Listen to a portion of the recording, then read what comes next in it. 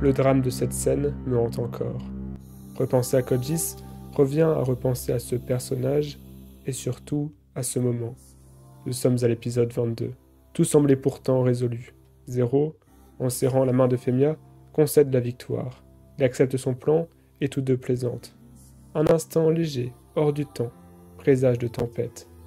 Puis il y a ce geste étrange de Lelouch qui se tourne de profil comme pour éviter le regard de la princesse. Et cette plaisanterie, a priori anodine. Je pourrais te demander de tuer tous les Japonais. Le Gis prend le pouvoir sur le cerveau de Femia, dont les pupilles rougissent, les lèvres s'entr'ouvrent. Elle se tord sur elle-même en pleine lutte intérieure entre toutes ses valeurs et l'horrible ordre reçu, qui la force à faire ce qu'elle déteste le plus au monde. Malheureusement, le Gis est trop fort. Euphemia s'effondre à genoux avant de se soumettre d'une voix robotique. Elle arrive en courant sur la scène, prend la parole au micro, un pistolet à la main, demande aux Japonais de se suicider. C'est l'effroi. Puis elle ordonne à son armée de tirer. C'est le silence. Elle le brise en levant son arme et en tirant sur un spectateur qui s'effondre au milieu de la foule stupéfaite. Mort. C'est l'horreur. Le personnage d'Euphemia bascule pour de bon dans la tragédie.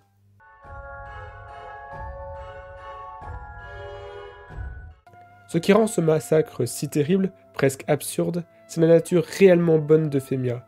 La jeune princesse est bienveillante, empathique, elle est l'une des seules membres de la famille impériale à se préoccuper des habitants des pays occupés.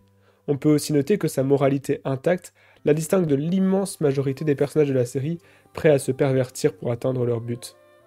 Malgré cette innocence presque enfantine, Euphemia est une jeune fille courageuse et déterminée. Elle est prête à donner beaucoup d'elle-même pour atteindre ses objectifs, voire même sa propre vie si cela peut sauver des otages. Elle entretient une relation très forte avec les membres de sa famille, même lorsqu'elle déteste leurs méthodes. Plus particulièrement sa sœur, Cornelia, avec qui elle entretient une dynamique qui ressemble beaucoup à celle entre Lelouch et Nunali. À Lelouch, justement, son frère perdu, elle témoigne aussi un fort attachement. Alors qu'elle le retrouve sous le masque de Zéro, considéré comme un terroriste et l'ennemi public numéro 1, elle pleure de joie, bouleversée de le savoir en vie. Cette révélation, couplée à ses volontés de paix, vont bouleverser l'échiquier géopolitique. Euphemia, nommée vice-reine et gouvernante de la zone 11, prépare un plan pour assurer la paix.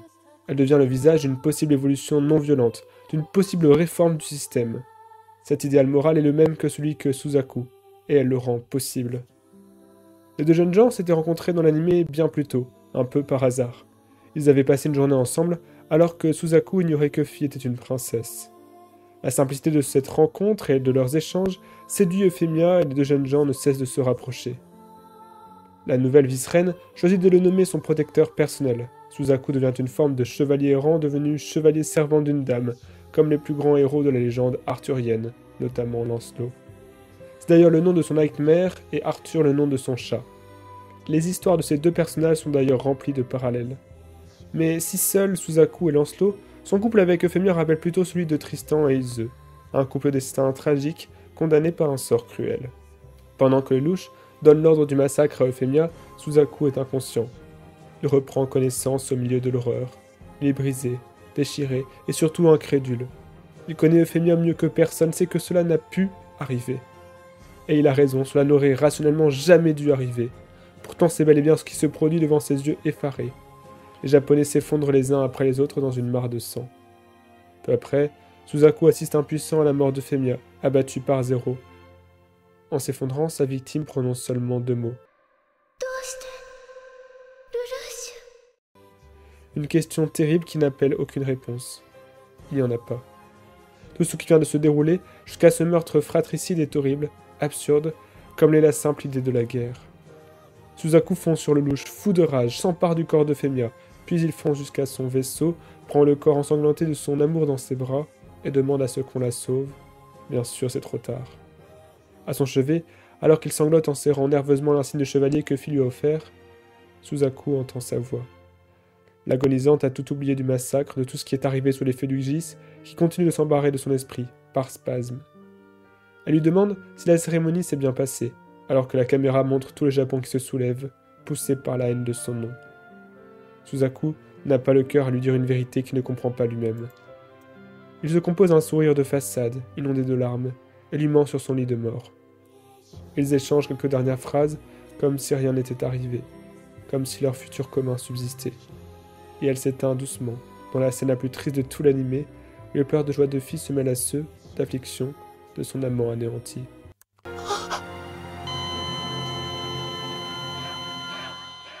Sa mort nous a consacré l'impossible réconciliation entre Suzaku et Lelouch, l'impossibilité d'une issue pacifique pour le Japon. Cette conclusion donne à la relation Euphemia-Lelouch une teinte extrêmement ambiguë. Lorsque la vice-reine propose sa zone spéciale du Japon, un espace où Britanniques et Japonais pourraient coexister en paix, cela remet en cause sa vision et tous ses plans. Cela rend absurde toute la violence qu'il a déchaînée depuis le premier épisode sous l'identité de Zéro.